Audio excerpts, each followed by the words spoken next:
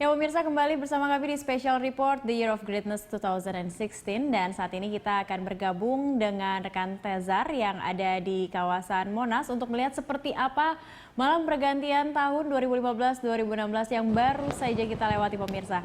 Ya langsung saja Tezar, selamat tahun baru. Ya bagaimana suasana di Monas pasca perayaan pergantian tahun di sana Tezar?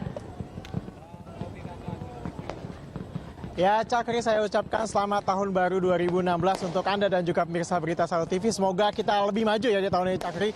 Dan tentunya setelah perayaan tadi, meskipun tidak ada perayaan khusus seperti misalnya panggung hiburan dan juga pesta kembang api yang diadakan oleh Pemprov DKI Jakarta seperti tahun-tahun sebelumnya, namun di sini masyarakat tetap antusias menikmati pergantian tahun tadi karena kita masyarakat juga membeli kembang apinya sendiri, kemudian dapat menyaksikan kembang api yang juga dinyalakan di bulan kota Indonesia. Jadi kami sama sekali tidak terganggu dengan tidak adanya hiburan. Masyarakat sini tetap bisa menikmati perayaan pergantian tahun dengan nyala kembang api tadi.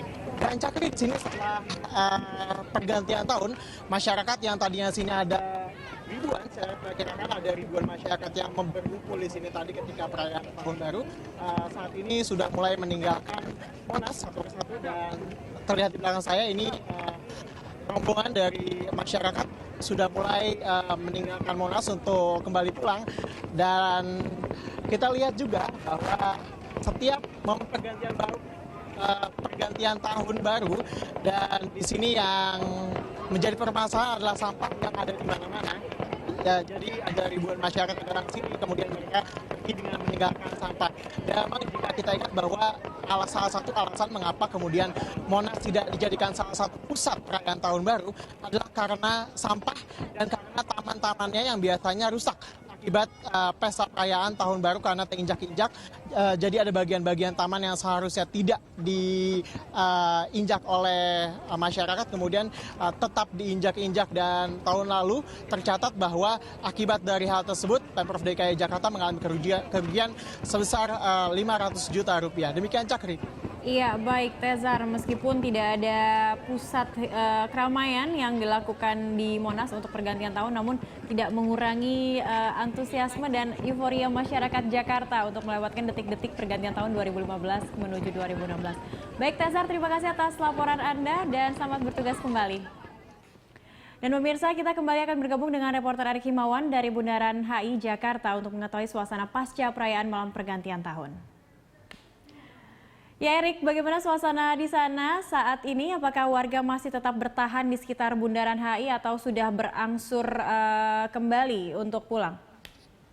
Ya Cakri, beberapa saat setelah perayaan malam tahun baru di Bundaran Hotel Indonesia ini memang saat ini sudah sedikit lebih sepi dibandingkan beberapa menit yang lalu. Banyak warga yang Jakarta yang memang sudah pulang ke rumahnya untuk beristirahat setelah menghabiskan tahun baru, perayaan tahun baru, pergantian tahun baru 2016 di Bundaran Hotel Indonesia ini. Dan saat ini juga masih banyak warga Jakarta yang menikmati pergantian tahun baru ini, dan masih ada beberapa warga yang juga menyalakan petasan yang memang ini Bundaran Hotel Indonesia ini menjadi ikon warga Jakarta untuk pergantian tahun baru. Memang ada beberapa warga yang kecewa dengan tidak adanya hiburan yang diselenggarakan oleh Pemprov DKI Jakarta seperti beberapa tahun sebelumnya. Dan Cakri, saat ini juga warga di Jakarta juga masih banyak yang berduduk-duduk untuk menyaksikan pergantian tahun baru yang memang sudah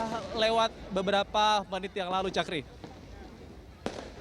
Anda sempat menyampaikan bahwa bus Transjakarta sempat tertahan sesaat karena ramainya masyarakat yang berkumpul di sekitar Bundaran Hotel Indonesia. Apakah sekarang sudah mulai beroperasi kembali, karena ini memang pemerintah DKI Jakarta juga memang menyediakan bus Transjakarta untuk beroperasi selama 24 jam untuk mendukung transportasi masyarakat yang merayakan pergantian tahun. Seperti apa, Erik? Ya, Cakri, memang saat tadi beberapa menit yang lalu satu buah bus Transjakarta memang sudah melewati dari arah kota menuju Blok M. Memang saat ini salah satu transportasi yang diadakan oleh Pemprov DKI Jakarta untuk menyambut datangnya pergantian tahun baru 2016 ini adalah Transjakarta ini dibuka selama 24 jam penuh. Dan ini juga masih banyak warga Jakarta yang memang nantinya akan menggunakan Transjakarta untuk pulang ke rumah masing-masing.